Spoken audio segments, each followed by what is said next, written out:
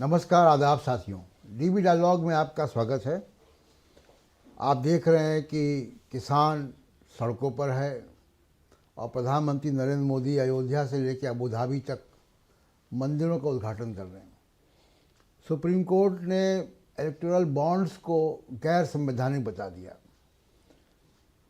देश लगभग चुनाव की स्थिति में है। चुनाव की उल्टी गिनती चालू है।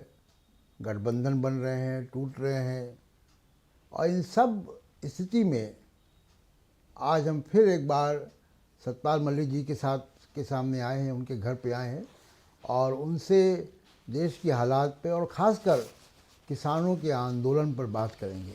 मलिक साहब, आपका स्वागत है डीबी डायलॉग में।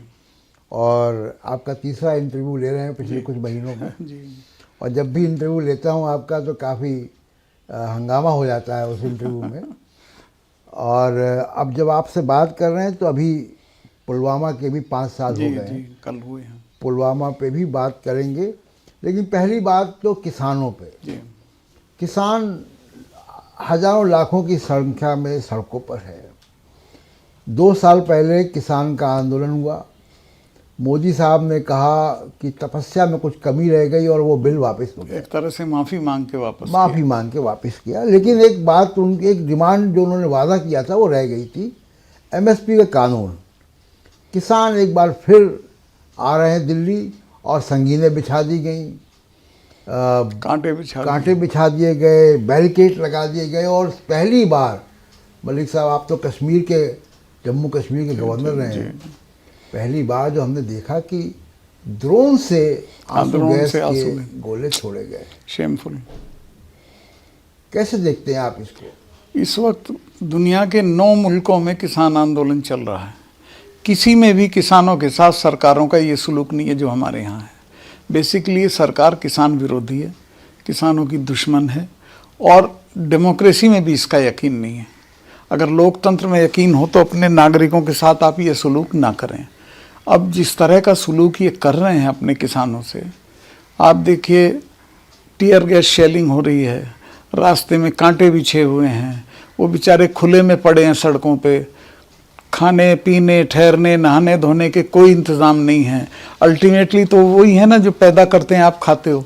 तो इस तरह का व्यवहार, और क्या कह रहे हैं वो, कोई नई मांग उन्होंने नहीं की है, वो उसी सवाल पे लड़ रहे हैं जो तुमने वादे किए थे। आपने वादे पूरे नहीं किए, वो कोई नई मांग तो लेके आए नहीं है। तो ये भी शर्म खानी चाहिए कि उस पे लड़ रहे हैं वो। तो प्रधानमंत्री जी से मैं निवेदन करूंगा कि आपकी साख के लिए अच्छा नहीं है, आप इमीडिएटली उनको बुला के बात करिए और उन मसला हल करिए। स्थिति फिर मलिक साहब ऐसी आ रही है जी कि मीडिया को लगा दिया गया है, मीडिया का एक हिस्सा जो किसानों को बदनाम करने के लिए, उनको खालिस्तानी बताने के लिए या आतंकवादी बताने के लिए, कहाँ से कनाडा से कोई फंडिंग आ रही है या ऐसी कोई बातें हो रही हैं। ये सब हथकंडे किसानों को बदनाम करने के भी शुरू हो चुके हैं। लेकिन किसान बदनाम नहीं होंगे। एक तो जनता भी देश की जान गई है सब क्या है, वो किसानों को जानती है। तुम्हारे बीच के लोग हैं, कहीं बाहर से तो आए नहीं हैं। इनमें खालिस्तान कहाँ से आ गया? खालिस्तान की तो जब लड़ाई हुई इन्होंने तो हिस्सेदारी की नहीं, किसानों ने खालिस्तान के सवाल पे लड़े नहीं है। तो ये सब बकवास प्रपंच है सरकार का जो फेल हो जाएगा। आपके किसान नेताओं से बहुत बात होती है। जी। आपका वो मार्गदर्शन भी लेते हैं कई बार। जी। तो इस बार जब किसान आए और ये अवरोध इतना उत्पन्न हो रहा है और रेल रोको भी शुरू हो गया जी। अभी 16 तारीख को 16 को ये आंदोलन बहुत बड़ा हो जाएगा। 16 तारीख को बहुत सारे किसान संगठन जो इसमें आज तक नहीं है वो सब शरीक हो जाएंगे। तो क्या किसान आंदोलन, पिछली बार देखिए लगभग यहाँ पे कितने महीनों यहाँ पे किसान टिके? 11 महीने करीब। 11 महीने, साल भर किसान। इस बार का 6 महीने का तो राशन लिए हुए हैं ये अपने ट्रॉली में, ये अपना डीजल लिए हुए हैं, ये अपने रोशनी के इंतज़ाम लिए हुए हैं, ये एक सुई से लेके हथौड़ा तक सब इंतज़ाम लिए हुए हैं और ये लंबा टिकेंगे। इसलिए जल्दी बात कर ली जाए तो अच्छा है। एमएसपी का जो कानून है, मुख्य मांग इनकी एमएसपी कानून है। कांग्रेस ने एक ऐतिहासिक फैसला किया कि कांग्रेस ने एमएसपी के कानून की बात राहुल गांधी ने कर दी है, कर दी कि हम आएंगे तो मान लेंगे जी। मान लेंगे। मोदी साहब को ये मानने में क्या दिक्कत है? कुछ नहीं, एरोगेंस है कि चलो मैं नहीं सुनता। वो तो पिछली बार भी जब ये बैठे थे और मैं मिलने गया प्रधानमंत्री से तो बोला नहीं चले जाएंगे। मतलब वो आर्गुमेंट नहीं करना चाहते, ये शो नहीं करना चाहते कि मैंने किसी की कोई बात मान ली है। एमएसपी कानून के साथ मलिक साहब उसमें जो स्वामीनाथन, जिनको अभी भारत रत्न दिया गया है स्वामीनाथन को, जी। उनकी सिफारिशें मनमोहन सिंह के समय आ गई थी। अरे कल उनकी बेटी ने उस फंक्शन में जहां उनको भारत रत्न दिया गया वहीं वो बोली कि इसका क्या मतलब है अगर उनकी सिफारिशें आप नहीं मानते हैं। हाँ, उन्होंने ये भी कहा कि किसानों को अपराधी बता रहे हैं, अपराधियों की तरह सलूक कर रहे हैं, सब कुछ कह दिया उसने, कंडेम कर दिया इनको पूरी तरह। जी जी। तो एमएसपी का एक तो कि C2 + 50%। जी। हम देखते हैं कि मिडिल क्लास जो बहुत ट्रैफिक को लेकर परेशान है दिल्ली का, बेसिक सैलरी से आप देखिए कि उनको कितना डीएनएस अलाउंस, HR, क्या क्या चीज़ें मिलती हैं जी, चीज़ें मिलती हैं। तो क्या किसान को ये अधिकार नहीं है कि उसका बच्चा भी अच्छे स्कूल में पढ़े? कोई आर्गुमेंट की बात ही नहीं है, ये तो बदमाशी कर रहे हैं। हर आदमी समझता है इस बात को कि उसको ये दाम मिलना चाहिए। और मैं बता रहा हूँ जब तक किसान के दाम का, एमएसपी का मामला हल नहीं होगा इस देश में शांति नहीं रहेगी। तो आपको लग रहा है कि इसका असर चुनाव में भी पड़े? क्योंकि बिल्कुल चुनाव में पड़ेगा, हमारी रोज़मर्रा की ज़िंदगी में पड़ेगा। क्योंकि मैं कर्नाटक के चुनाव में गया था और लोग ये सोच रहे थे, पत्रकारों के, हम लोगों की भी समझ यही कह रही थी कि किसान आंदोलन तो पश्चिमी उत्तर प्रदेश, हरियाणा, पंजाब में। ऐसा नहीं है, इसका असर दूर तक है। मैं तो अभी मेघालय में गवर्नर था, वहाँ ज़्यादा खेती भी नहीं है, फिर भी वहाँ के किसान जब यहाँ कुछ होता था तो फौरन मीटिंग करते थे। तो इसका असर, और वहाँ प्रधानमंत्री और अमित शाह साहब दोनों गए थे कैंपेन करने। पहले इनकी 3 सीट थी, अब 2 रह गई दोनों के जाने से। जी, तो इसका असर चुनाव में पड़ता हुआ ज़रूर पड़ेगा, सब जगह पड़ेगा। और इनके इंटरेस्ट में है इसको जल्दी हल कर लें। मलिक साहब, 62 लाख करोड़ का बाजार है फूड आइटम्स का, फूड रिटेल का, जिसमें सब्जी, फल और खाद्यान्न सब कुछ है जी। और इस पे कॉरपोरेट की निगाह है जी। तो क्या कॉरपोरेट का कुछ दबाव है इसको लेकर? कि दबाव की ज़रूरत ही नहीं। वो तो एक मजाक का वो आ रहा था टीवी पे, एक ईवीएम मशीन इनको कह रही है कि साहब आपने क्यों तकलीफ़ करी, मैं तो आपका वैसे ही काम कर देती। तो इनको भी दबाव की ज़रूरत नहीं है, ये तो खुद अडानी के इश्यूज़ को खुद रिजॉल्व करने के चक्कर में रहते हैं। अच्छा, केवल किसान नहीं, वहाँ पे आप देखिए कि बेरोजगार युवा मध्य प्रदेश में और तमाम जगहों पे सड़कों पर है, टीचर्स सड़कों पे है। बेरोज़गारी का ये आलम है कि 45% बेरोज़गारी है। पिछले कितने 45 वर्षों के रिकॉर्ड टूट गया बेरोज़गारी का। महंगाई भी है, गैस के सिलेंडर के दाम, पेट्रोल के दाम, डीजल के दाम सबके बढ़ रहे हैं, एकदम बढ़ रहे हैं। तो ऐसे में ये मुद्दे, क्या चुनाव में कुछ इसका असर होगा? कि क्यों नहीं होगा, तो आज भी असर है। चुनाव तो देर की बात है, अभी से लोग गाली गलौज कर रहे हैं। जिस तरह के मैं तो देखता हूँ उनका सुनो, अब पंजाब के किसान क्या क्या कह रहे हैं। जी, अभी पुलवामा का 5 साल हो गए और आप जम्मू कश्मीर के गवर्नर रहे। पिछले उसी वक्त हुआ था इंटरव्यू में आपने बड़े खुलासे किए थे कि कितना लापरवाही थी और उनको सुविधा, एयरक्राफ्ट मांगा था, लेकिन आज तक, उस दिन से आज तक कोई जांच नहीं हुई पुलवामा के मामले में। क्यों जांच क्यों नहीं हुई? नहीं होनी चाहिए, किसी का सर तो कटना चाहिए। इसलिए नहीं हुई कि वो समझते हैं कि छोड़ो यार क्या है।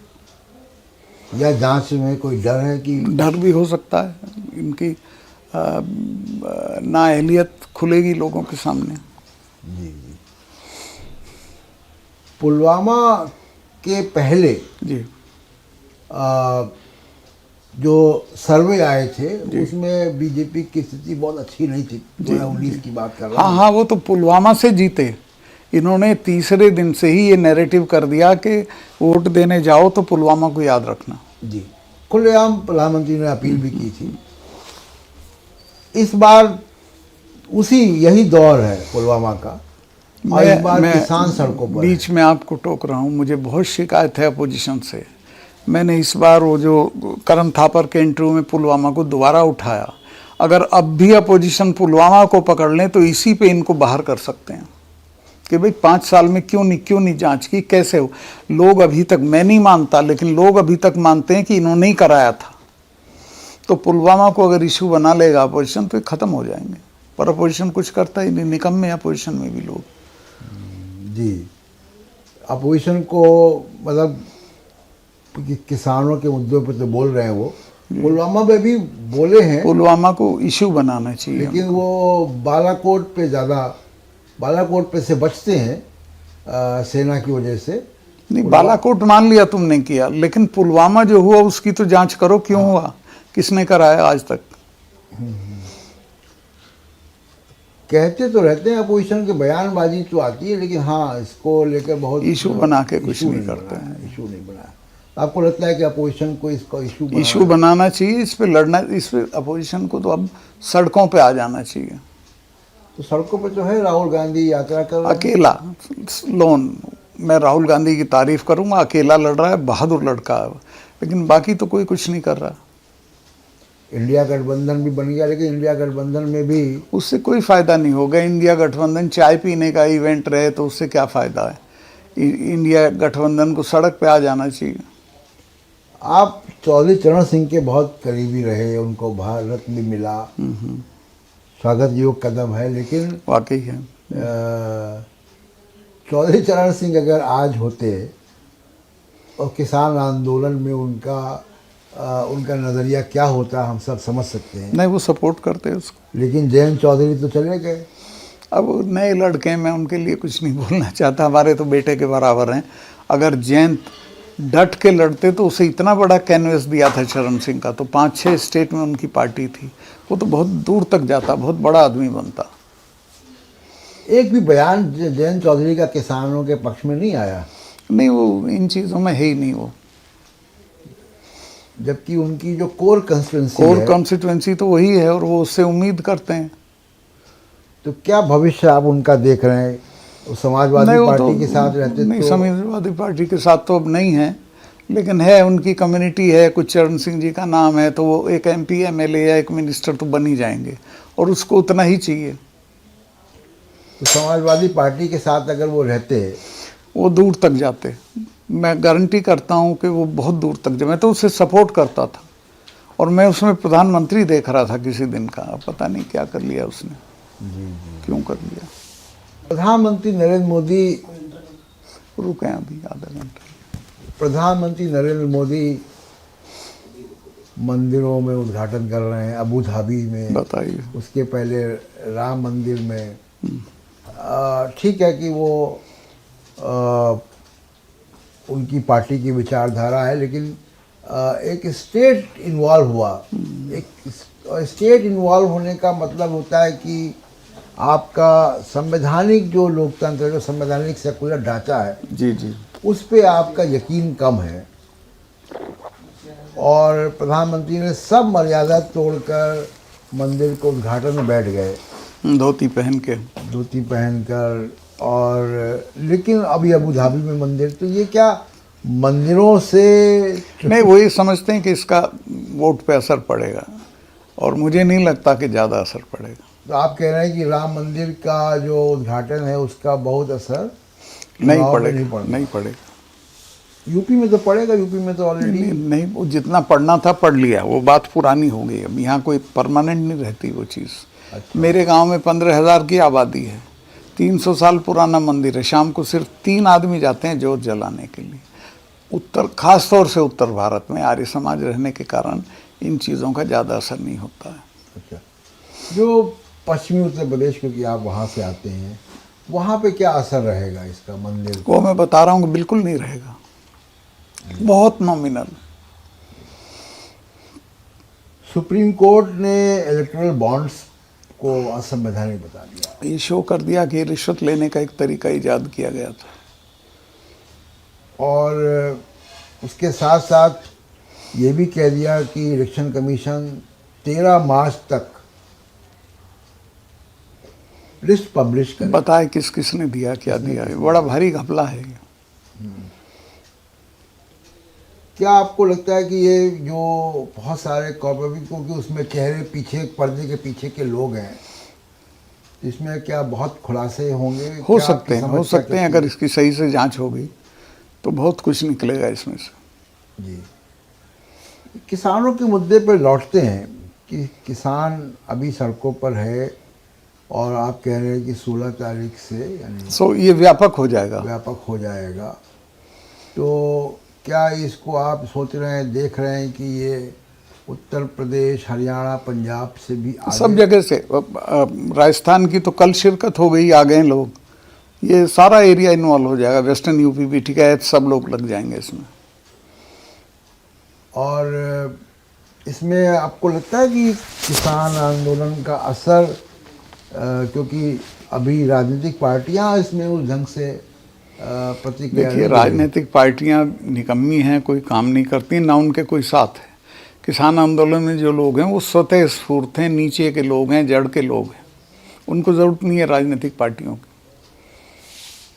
तो मतलब किसान जो, चाहे वो उत्तर प्रदेश का हो या कर्नाटक का हो या महाराष्ट्र का हो, उस पर पूरा एक व्यापक असर इसका होने जा रहा है। बिल्कुल पक्का होगा। एमएसपी का जो प्रोक्योरमेंट है, जो कानून की क्यों ज़रूरत है, इस पे जरा आपसे मैं चाह रहा था कि आप नहीं, उनका ये है, एमएसपी है मिनिमम सपोर्ट प्राइस। एमएसपी लागू करने का मतलब है कि बाज़ार में जो एमएसपी लागू है उससे नीचे फसल ना बिके, और अगर उससे नीचे दाम हो जाए तो गवर्नमेंट का इंटरवेंशन हो। हाँ, मतलब उसके नीचे जो, क्योंकि हम कई बार देखते हैं, अभी एक महीना, कई बार तो ऊपर बिकता है। हाँ, कई बार ऊपर भी बिकता है, जो मार्केट तय करता है। असल में एमएसपी का है मार्केट फोर्सेस से प्रोटेक्शन किसान का, ये है, नथिंग एल्स। जी जी। और उसका कानून बनने से कितनी राहत मिल सकती है? बहुत गारंटी हो जाएगी कि नुकसान में नहीं रहेंगे किसान। वो इम्प्लीमेंट और ये जो मार्केट की फोर्सेज हैं जो मैनिपुलेट करती हैं दाम, ये नहीं कर पाएंगी। फिर इम्प्लीमेंट होना बड़ा मुश्किल है। इम्प्लीमेंट तो हो जाएगा अगर सख्ती से सरकार लागू करेगी तो। जब उससे कम पे बिकने ही नहीं देगी तो इम्प्लीमेंट हो गया। हाँ, अभी अगले महीने से, मतलब कुछ ही दिन बाद से, 2-3 हफ्ते बाद से रबी की फसल कटाई शुरू हो जाएगी। बिल्कुल बिल्कुल। किसान तो चला जाएगा कटाई में वापस, कैसे आंदोलन करेगा? हर घर में एक आदमी है जो कटाई में जाएगा, एक आदमी है जो आंदोलन में जाएगा।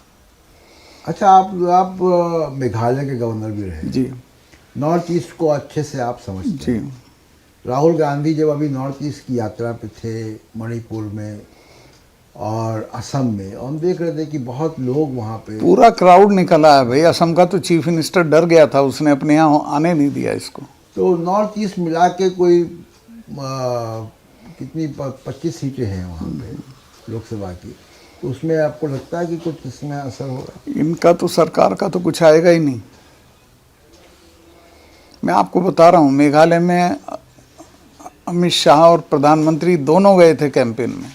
दोनों ने पब्लिक मीटिंग्स करी थी। पहले इनके 3 एमएलए थे, फिर इनके कैंपेन के बाद 2 रह गए। कुछ नहीं है इनका वहाँ। जी जी। और असम में? असम में भी कमोबेश यही है। असम में भी, असम का चीफ मिनिस्टर है, बहुत चालू है, वो होशियार है, चालू नहीं कहना चाहिए मुझे, तो वो थोड़ा बहुत कर लेगा, लेकिन इनका कुछ नहीं है दिल्ली वालों का। वो तो इतना डरा हुआ था, उसने राहुल को अपने यहाँ आने नहीं दिया। जी जी, कई बार जी, एफआईआर की भी धमकी दी। जी जी। और ये भी कहा कि हम गिरफ्तार भी कर सकते हैं। तो ये जो ओवरऑल आप देखिए कि देश में जो मतलब माहौल दिख रहा है जी और इस बात की बहुत संभावना है, बार बार इसका प्रचार बहुत है जी। कि 370 सीटें, ये बकवास है सब। और हो सकता है भाई ईवीएम ने इनको कह दिया हो, लेकिन ऐसा होगा नहीं, ये 200 से नीचे रहेंगे। आपको लगता है कि? हाँ, और मुझे एक बीजेपी के नेता ने कहा कि सतपाल भाई इसको 200 पे ला दो, हम ही हटा देंगे। आप स्टेट वाइज देखो ना, कहाँ से जीत के आएंगे। जी जी जी। तो ईवीएम पे आपको लगता है कि ईवीएम को मैं खराब चीज़ मानता हूँ, और दुनिया में कहीं ईवीएम पे इलेक्शन नहीं है। तो ये जो मान लीजिए कि 200 370 या 400 सीटें जैसे दावा कर रहे हैं, बकवास कर रहे हैं, इनके दावे से कुछ नहीं होता।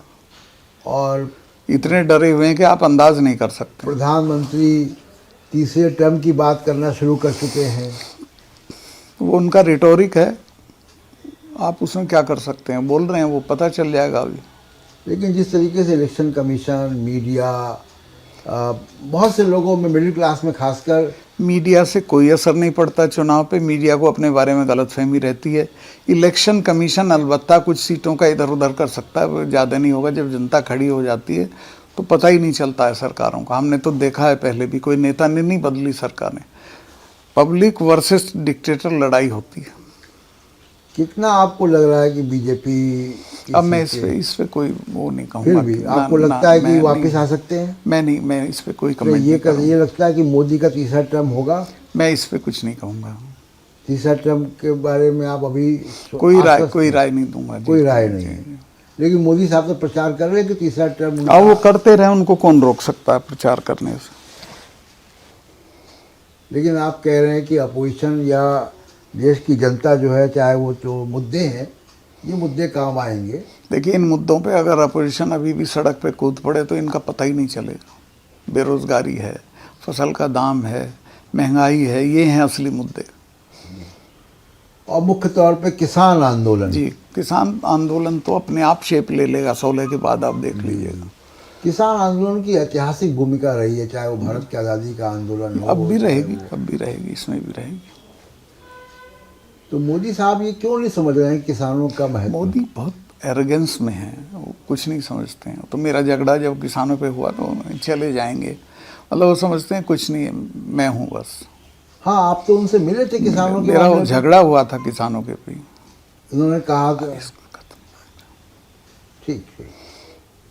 तो मलिक साहब से तमाम मुद्दों पे बात हुई, और बड़ा साफ इनका कहना है कि किसान आंदोलन जो है वो मोदी साहब की नींद ज़रूर हराम करेगा, नींद खराब करेगा इनकी।